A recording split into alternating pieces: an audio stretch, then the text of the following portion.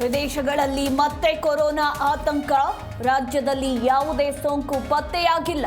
ಆರೋಗ್ಯ ಸಚಿವ ದಿನೇಶ್ ಗುಂಡೂರಾವ್ ಹೇಳಿಕೆ.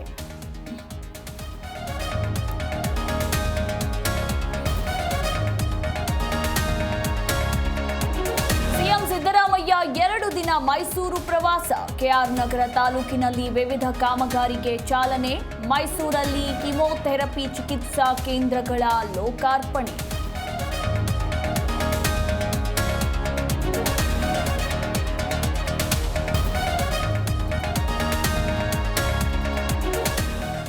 ಹಾವೇರಿಯಲ್ಲಿ ನಡೆದಿದ್ದ ಗ್ಯಾಂಗ್ ರೇಪ್ ಪ್ರಕರಣ. ಬೇಲ್ ಸಿಗ್ತಾ ಇದ್ದಂತೆ ಆರೋಪಿಗಳಿಂದ ರೋಡ್ ಶೋ.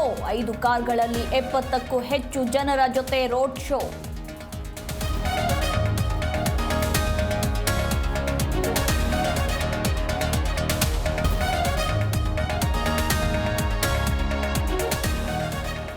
ನಟ ಮಡೇನೂರ್ ಮನು ವಿರುದ್ಧ ಅತ್ಯಾಚಾರ ಪ್ರಕರಣ.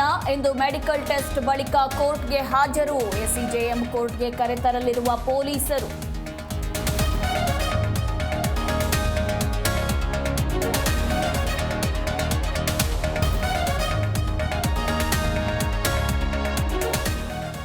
ರಾಜ್ಯದಲ್ಲಿ ಮತ್ತೆ ಧಾರಾಕಾರ ಮಳೆ ಆತಂಕ.